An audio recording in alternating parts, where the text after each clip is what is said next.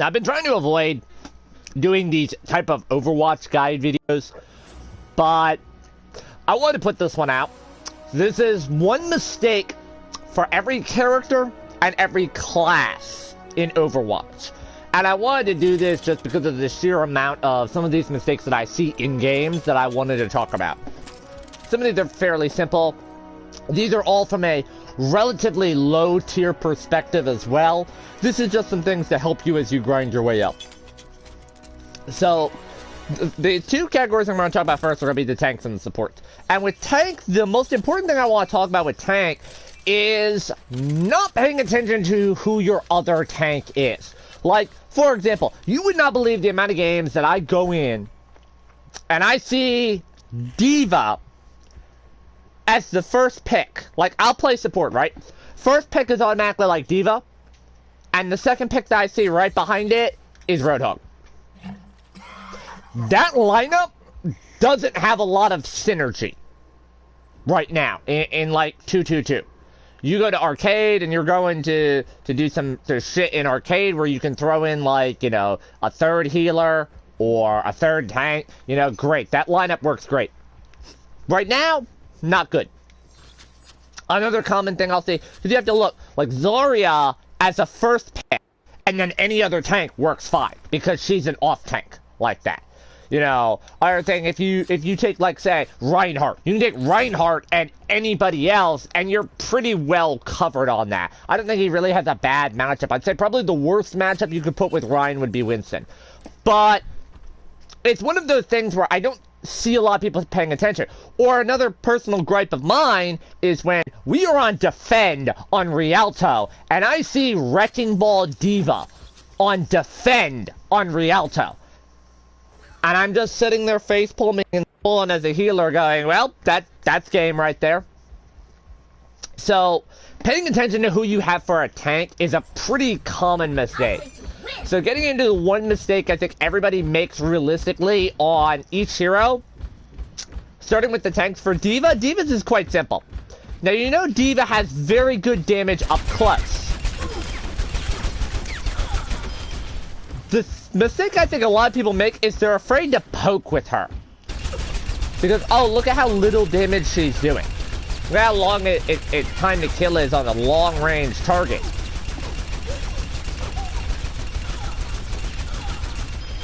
The thing with D.Va, though, is you're generally not just, like, sitting here sniping like I am. With D.Va, you're generally moving. So as you're approaching, just holding that down is more valuable. Yes, you have a loss of speed, but I realistically think that that is more important sometimes. See, even as you're retreating, I think it's more important too, because what you're doing is creating more and more damage and giving your team more and more opportunities to deal damage. This may seem like an ineffective way to kill someone, like a death by 1,000 paper cuts, but 1,000 paper cuts does some damage. This right here is a very effective strategy at being able to create an opening for the rest of your team, because it's one less hit that the rest of your team needs. Your safety is my For Orisa, I would say the biggest mistake that a lot of people make is not refreshing barrier. Your barrier will stay up a lot longer than the actual cooldown is. Alright, so it's back off cooldown.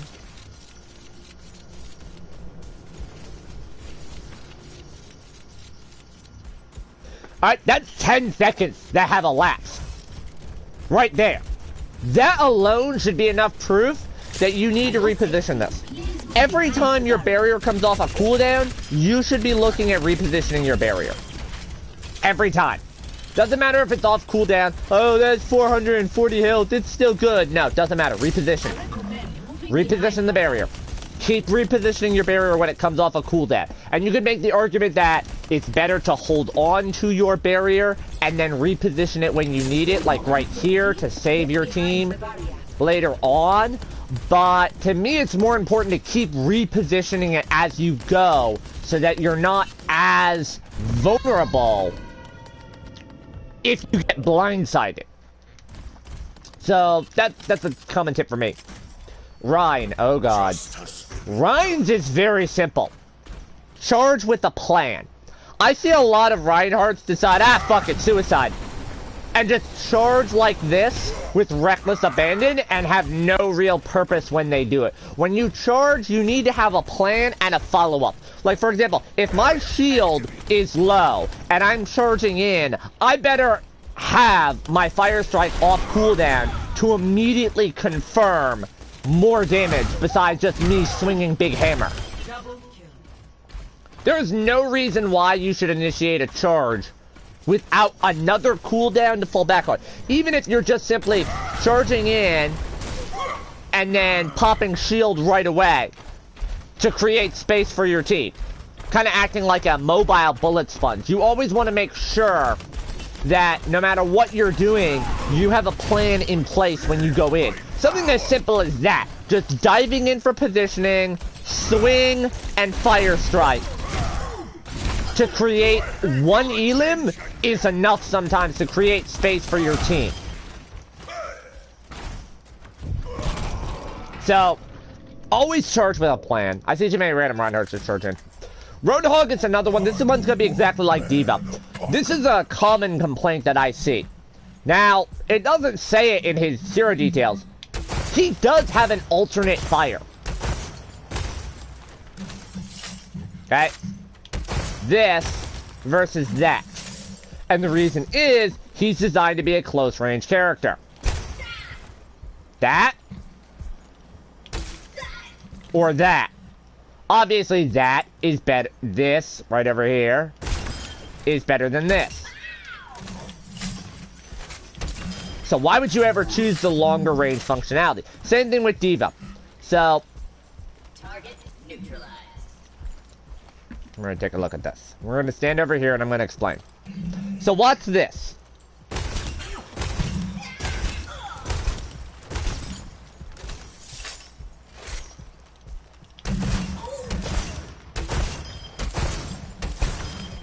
As you're approaching, you're going to want to use this.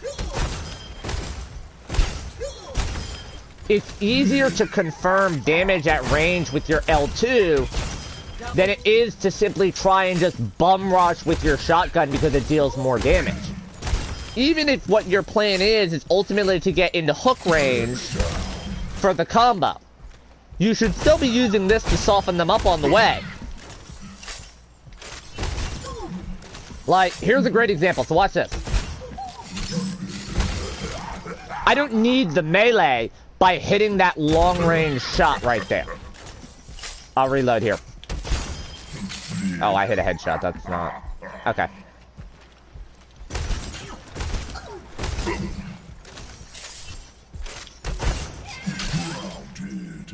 There's no point to not using that feature. Next up, we have Sigmas. Sigmas is very, very easy. And it's a very simple trick to get used to. Most Sigmas treat him like a shield tank. And they just put their barrier up. La-di-da-di-da, I am firing, look at me. Put the shield up. And then take it down when it breaks. Realistically, you need to think of your shield differently. So, if you're gonna sit here and do this, you should do the same. Pop it. Shoot. Recall. Pop it. Shoot. Recall. Double kill.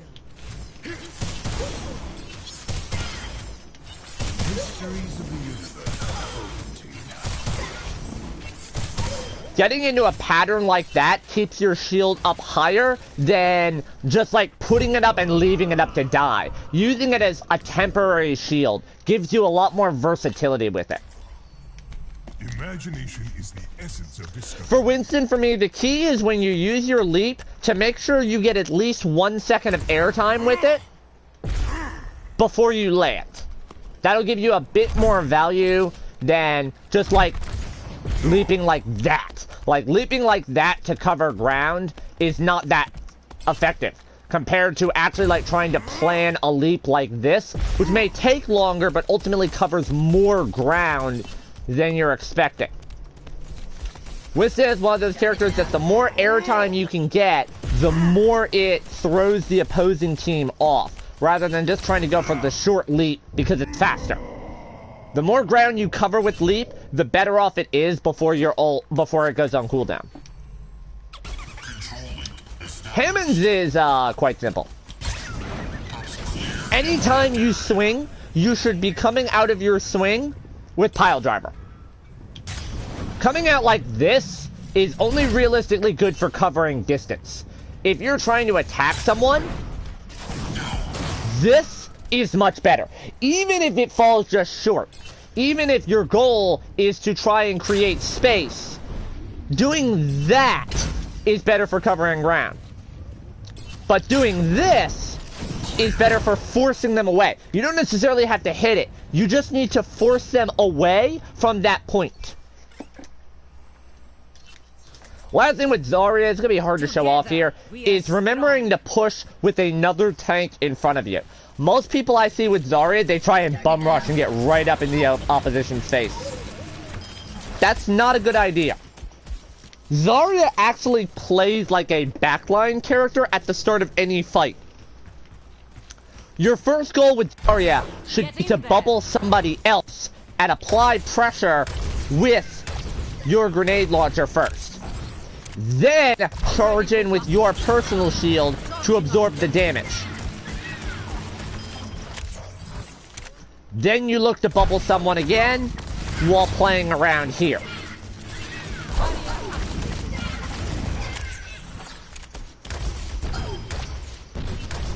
The more you try and stay at range with her, the better you'll be about learning positioning early on, rather than trying to dive right in and fit with your shield and get power real quick. So next up we'll go to the supports, because the supports are the next quickest. So for Ana, there's a very basic combo with Ana that I don't realistically see a lot of people doing. Most people, when they use Ana's sleep dart, pretend my primary fire is my sleep dart for a minute so I don't burn the cooldown. They will sleep dart a target just to knock them out, and then immediately start firing them, which will wake them up. Realistically, your sleep dart should not be used as an offensive ability. It is a defensive ability for knocking characters out of their longer cooldown abilities, like Mercy's Res, or for knocking them out of ultimate abilities as well. But another interesting tactic you can use, as long as you have the cooldown for it and the teamwork, is to use what I like to call the flank killer. Lights out. Now, you're not going to shoot them right away. When they come out of it, hit them with anti-heal. Then start firing. If you automatically just sleep them and start firing right away, you lose all effect of the sleep dart. And they can wake up and be healed immediately. If you time it properly to where you sleep dart them, hopefully you get a teammate to come by, then throw your grenade so they can't heal and start unloading in them, you'll get a lot more value out of that person not only being out of commission, but being as good as dead when they wake up. So next up we have Baptiste, and a lot of people don't realize that I can't believe I have to say this, your primary fire and your healing grenade are both reloaded at the same time. Alright, notice I'm not pressing any of the buttons. When you press square, or whatever you have your reload set to. So, where Baptiste is a very good offense and defense combo character, you don't have to reload every time you go to switch.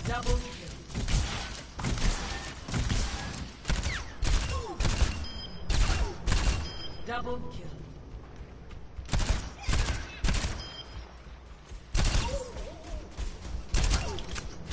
And you can't cancel your reload animation on one for the other. But what you can do is you can try and whittle down both. Like, right here, my team needs healing. Alright, my team is healed and there's enemies to fight. I'm not reloading, I'm gonna fire, I'm gonna deal some damage, I need to heal again. I'll go back to deal some more damage, toss my last heal, and I'm good to go. You need to get in the practice of alternating between both. And by the way, you can actually hold down both triggers and do the same thing.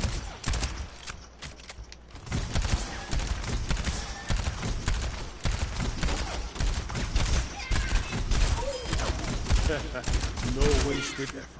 See? You could actually do both by holding down the triggers, and that will get you in a pattern a lot more rhythmically. Yeah. I'll try to do it that way. Next thing is going to be a brig. I will prove myself.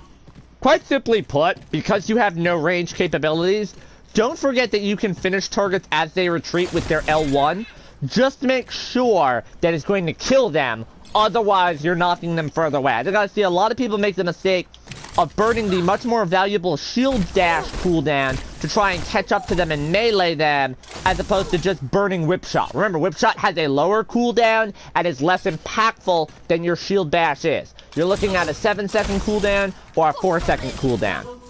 So make sure you're choosing the one that is going to have the least impact on the game in terms of a situation like that. Come on, let's bring it For together. Lucio, I think probably the biggest thing is to remember not to stay in speed form too much. With Lucio, you are passively healing, and you never know when that healing is going to benefit someone. So the biggest thing I can advise for you when playing as Lucio is to just make sure that you don't forget you're in speed form and just not switch.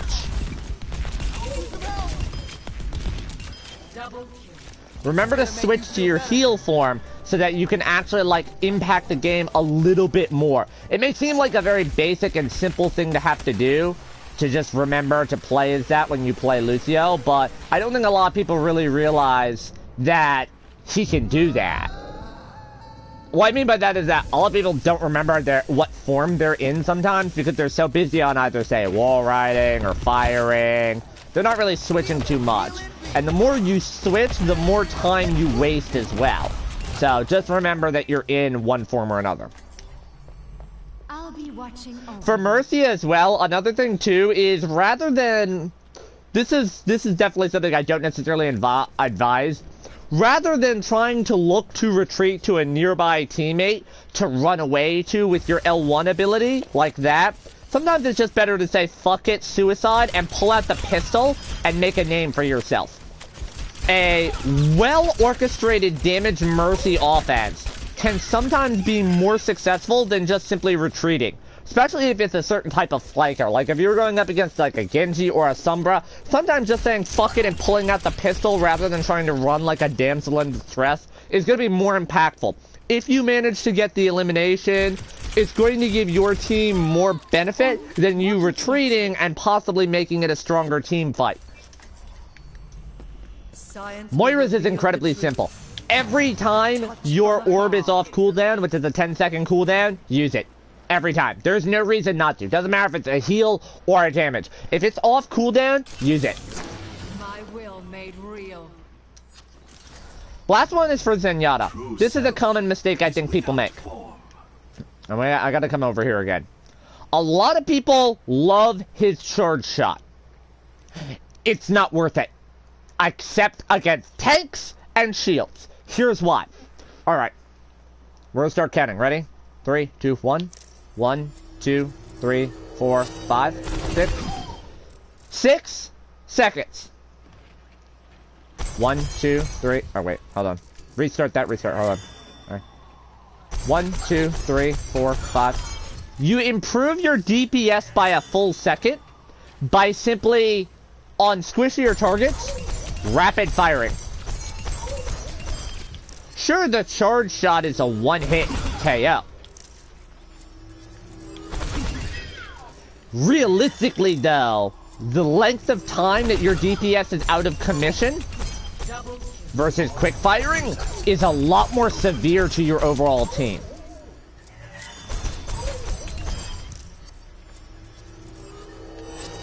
And unlike when you strafe like this, which throws your aim off a little bit,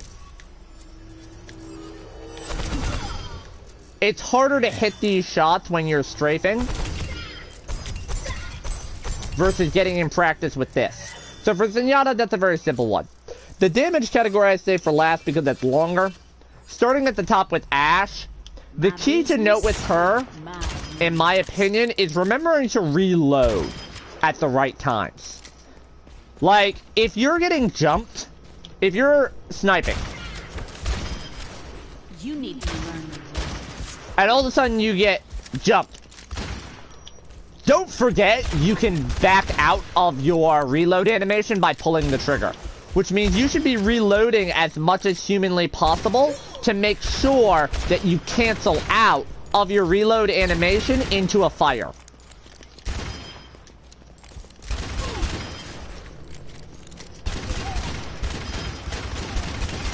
Double kill.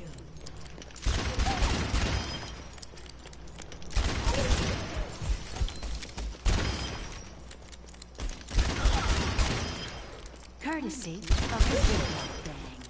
See, like that? That makes it, your time to kill is a lot better, because even if they still manage to kill you mid-reload, you're going to be dealing more damage to them than otherwise. This one's incredibly simple. This is Bastion turret mode. This is how most Bastions play. This is Bastion recon mode. This is not how most Bastions play. Please get more comfortable with using Bastion's recon mode. The fucking most annoying thing in any game when I am playing with the Bastion is when they literally sit there in turret mode and refuse to move around in their recon form to reposition. Which means if they're just going to sit there all game like this, yeah, they're going to run into the choke point. They're going to keep running into the choke point like this. And then the other team flanks them from another angle and forces them to retreat and heal themselves in anger. Wondering why their support didn't bail them out and why their tank didn't bail them out. Rather than just getting better with actually being able to aim and recon and control the spread. Very simple change. Only through conflict do we evolve. Doomfist is a very simple one as well. See Doomfist melee? Don't be afraid to do that if you just miss a primary ability. A lot of times I will see people just miss that, immediately follow up with that.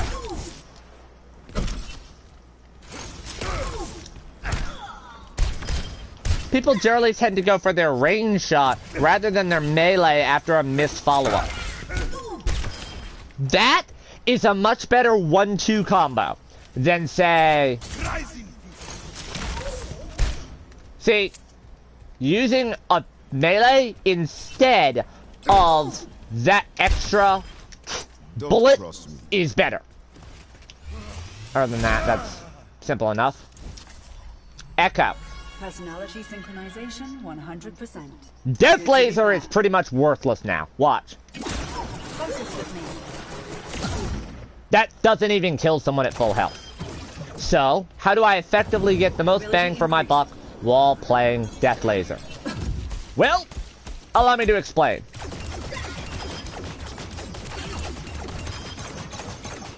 Oh no, I need to reload. Immediately cancel your reload into the Death Laser to follow up with more damage. Your Death Laser should pretty much be kept as your get out of jail free card for when you need to deal more damage, you're out of ammo, and there's more targets that need damage. Adjusting angle of attack. Yeah. There's no real point to Death Laser for other than that. Genji is very simple. Fan while approaching. Too many Genjis I see try and commit to like flinging their stars around like this. I have better aim, but yeah, long range target like this. They're like flicking it.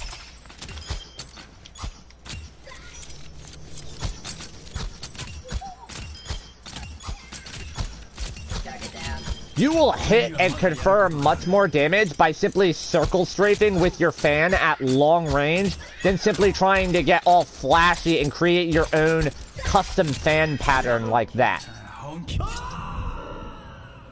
Also, fun tip, remember what you can and cannot reflect as Genji? With every death comes honor. With honor. Most Hanzos tend to give away their ult by hitting off their Sonic Arrow first, then ulting. Pretend that's your ult, right? They tend to go like that. That's a dead giveaway to your opponent that they're going to be doing it. Remember to use Recon Arrow behind you as a way to catch flankers and other teams off guard, then going in for your ultimate ability in front of you like normal. or by ulting at odd angles. A great example would be right here, you know the point's over here, hitting your sonic arrow over here, Through the dragon's eyes. and then ulting over here.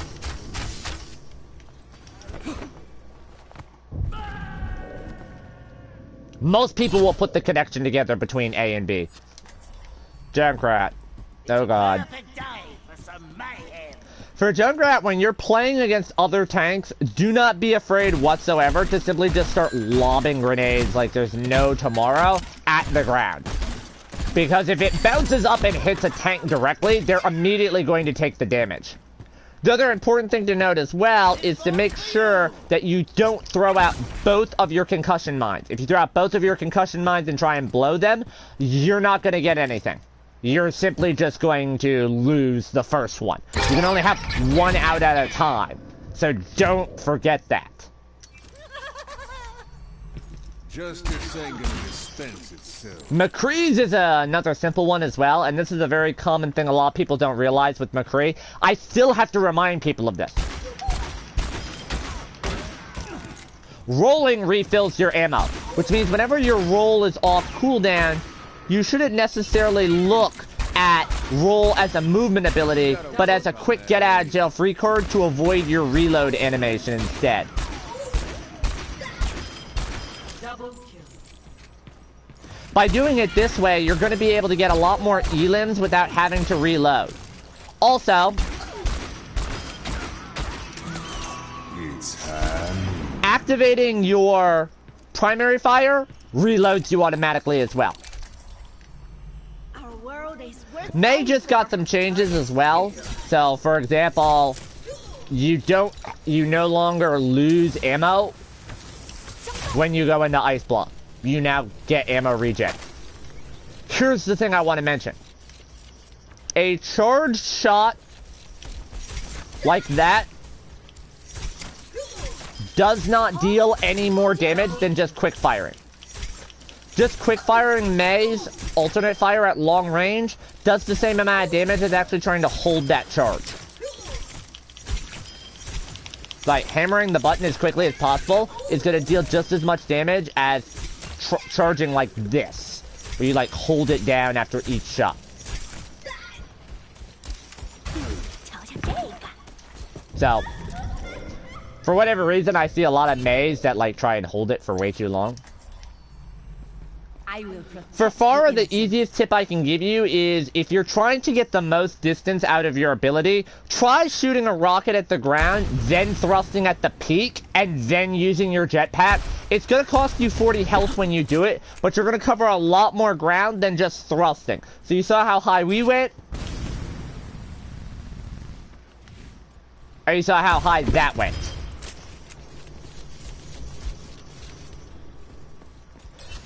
A lot of people have said you can use a concussion mine as well, but that actually knocks you further back than just simply trying to do it the other way.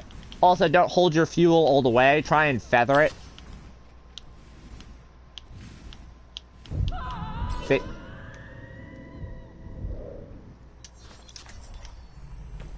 Death walks among Another trick with Reaper is you don't exactly have to lock on to your target right away before teleporting. As long as you hit the spot while you're spamming R2, it makes your teleport a lot faster and makes you less vulnerable than when you're trying to just trigger it.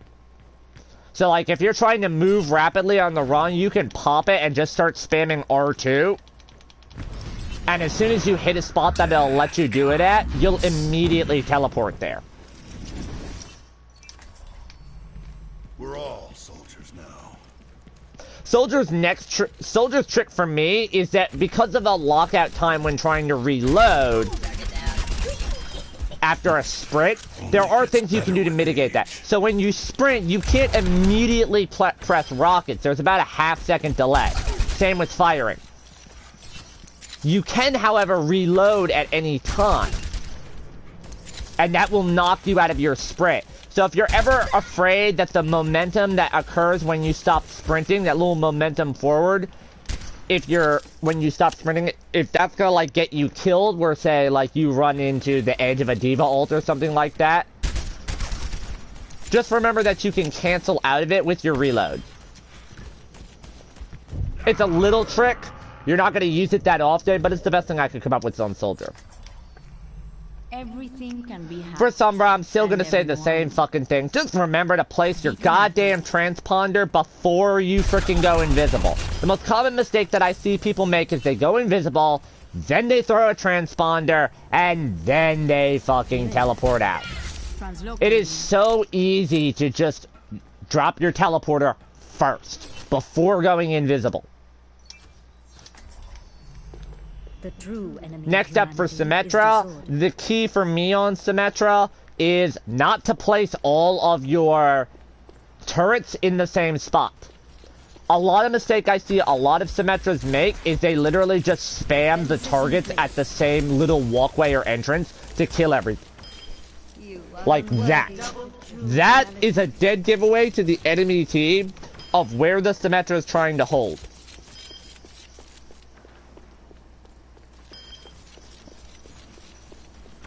I'm waiting on the things to recharge. Hold on.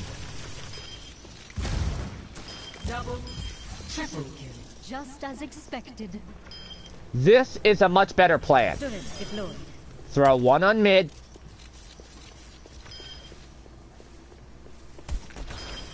One on the side.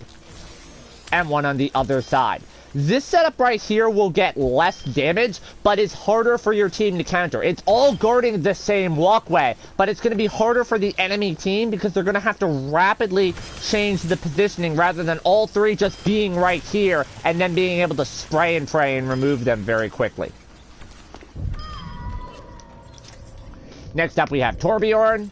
Build them up, break them down. For Torbjorn, it's going to come down to the hammer. Torbjorn's melee deals very little damage. Torbjorn's hammer deals slightly more damage. Always remember that. I have my weapon switch set to L3. And the reason why is for this simple fact. On Torbjorn, you should never melee. Always go for the hammer instead.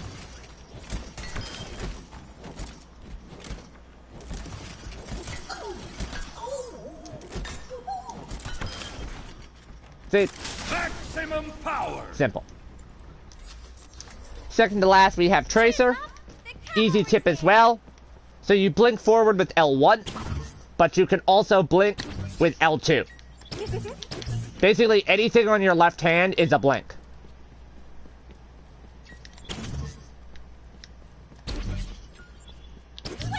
Okay. And last up, we have Widow. One shot. One kill.